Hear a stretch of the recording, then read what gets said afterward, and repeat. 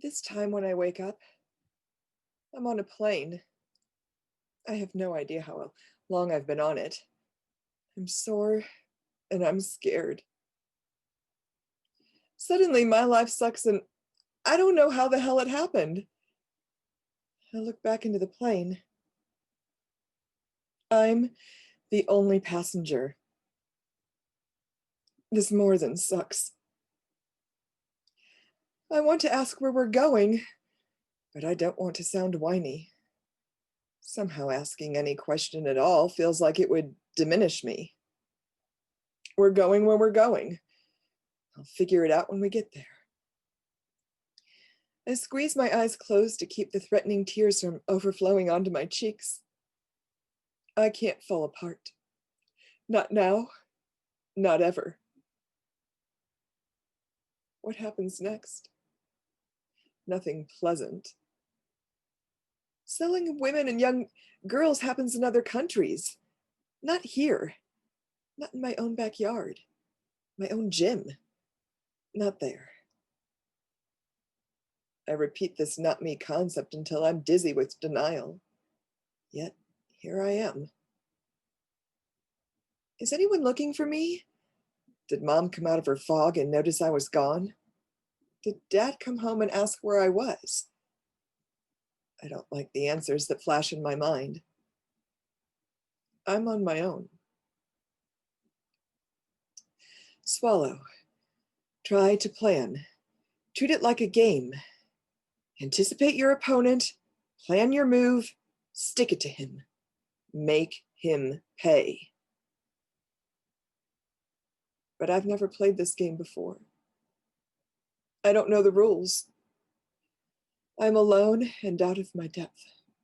How the hell can I survive this? With a slam to my gut, I realize that's all I want to do. Survive. God, if you exist, help me keep my shit together. Better yet, rescue me now from this plane. Teleport or whatever. Or if that's not your plan, God, help me stay strong. Please help me. Please, God. And Donnie, God, don't strike him dead. That's too easy. Whisper in his ear that he's gonna pay. Tell him you and I have his number and it's only a matter of time. There's a change in the plane's pitch. We're descending. Welcome. I'd like to introduce you to Susanne E. Jalbert, Ph.D., global activist. Peg Brantley, novelist and author of the award-winning book, Trafficked. Sandra Murphy, voice actor and audiobook narrator of Trafficked. And also, thank you, Sandra, for reading an excerpt from the book at the beginning. And Judy Fossum, voiceover actor and owner of Judy Fossum Voiceovers, LLC.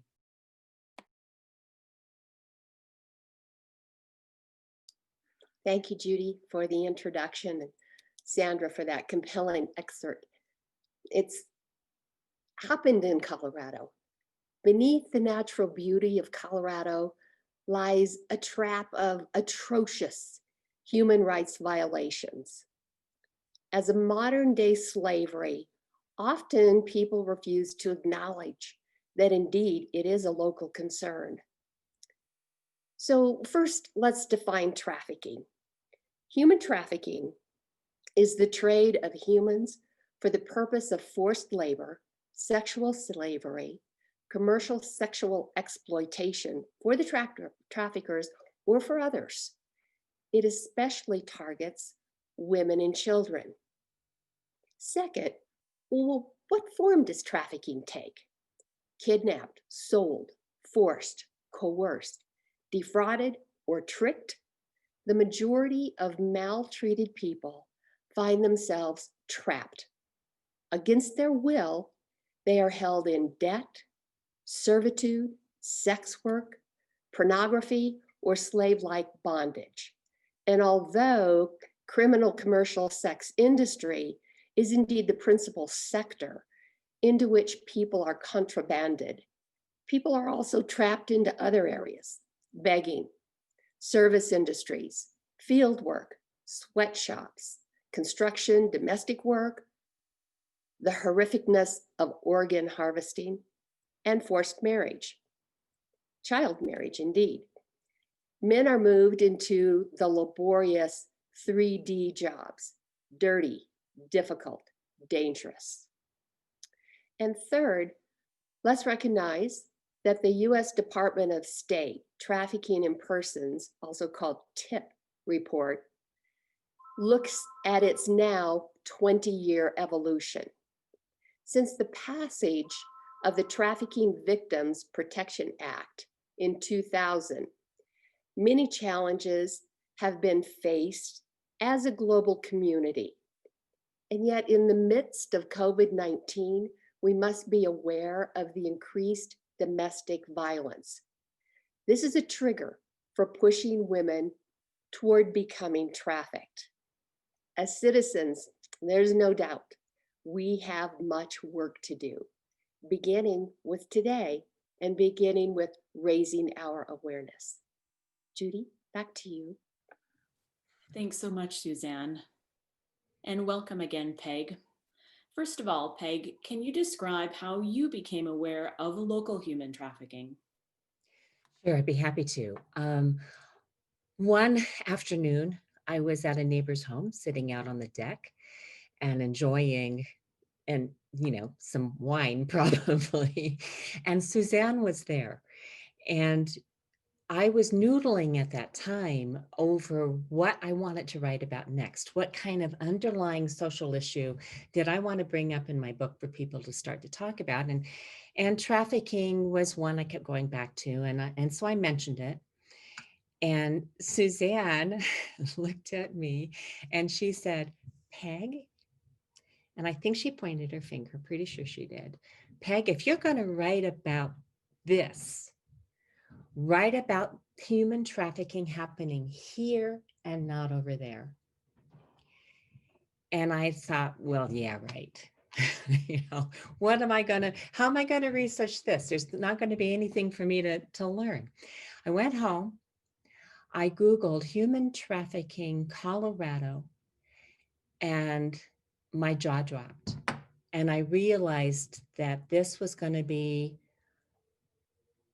hurtfully, painfully easy to research local human trafficking. It was all Susanne who made me aware. So then why did this particular social justice issue compel you to write about it? I guess because it absolutely called to me. I had like a list of 6 or 7. Unfortunately, there were that many things going on. And I kept going back to human trafficking and I couldn't not write about it. How can we then generate tipping points for change to actually end human trafficking? We can talk about it. The more people who become aware of what's going on, the more they're likely to find themselves in a position to actually do something about it. We have all kinds of places and people who are getting educated. There are truckers against trafficking. There are airline attendants who have formed a special education group where they learn about human trafficking and how to spot potential victims. Teachers learn about it. I just think if we talk to ourselves, talk to our neighbors, talk to our family, people will say, whoa, that's happening here. And then we've got a good opportunity to move forward. Now, based on your research, what should one do if someone is a suspected victim? I am so glad you asked that question. They should do nothing.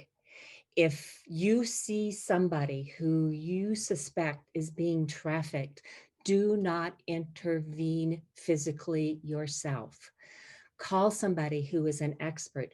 Remember that person, whether it's a little boy or a little girl selling you magazines or you see them on a street corner, somebody considers them property. Somebody has invested money into them, and they're not going to want you messing with them. So if you see something, say something, but don't get involved personally, physically. And then what is your recommendation for an individual to become actively involved in the fight to end trafficking? When I speak to groups, the one thing I want to leave everybody with is a very easy way that everybody can be ready to do something important. And that is to take out your cell phone, write in this number. Hang on, I'm going to put these on so I can actually make sure you get the right one. This is to the National Human Trafficking Hotline, and it's 1-888-373-7888. Again, it's 1-888-373-7888. When you call that number, it is part of what it does is acts as a tip line. So you can tell somebody who knows what they're doing, where you are and what you see, and they can contact the proper authorities. Thinking about some of the comments that Peg made, and we can put those into a call for action. So I like the idea of talking and dialoguing with one another. So today, tell 5 people. I'm especially compelled by Peg's point, see something, say something. Say it to the 1-888 number. I'll repeat it as Peg did, 1-888-373-7888. That's the national hotline, and we'll include it in our comments on this interview. And additionally, one thing that Peg talked about at the end of our book, you can sign up to learn more. You can sign up for group email blasts or for informative newsletters from those working to combat human trafficking. Of course, you can donate. There's always many, many places that need donations, whether it's related to technology or law or victim assistance. There are many things that $1 can do. And Peg's got some great recommendations at the back of her book. And Peg, that made me think, behind you, I see a copy of Trafficked. Could you hold it up for us? Yeah, could you hold it up for us? So as individuals, we also can learn more. We can learn more through these stories of her book. And she's done a great thing during January Awareness Month. You can get the Kindle now for only 99 cents at Amazon. So these are 5 things that you can do right away. You can put into action as individuals. And lastly, we come back to the point about awareness. So think about awareness and what you've gained just in this very short conversation. Recognize that our world, both rural and urban areas, are vulnerable to exploitation. Combating human trafficking and sexual exploitation requires tremendous activist efforts on all fronts, economically, socially, politically, as well as locally and globally, which we've reiterated a couple of times now. The key to success is increasing our understanding about the scope of the problem, the harm it inflicts, and what we can do as individuals to end human trafficking. Despite the schemes of traffickers, the reality is this: governments across the world, non-governmental organizations, faith communities, advocates like all of us on this call today, we're all at work, and we cannot be weary in our fight for human rights, dignity, and freedom. It's trust that we need to hold in our hearts today. Trust that hope lies ahead.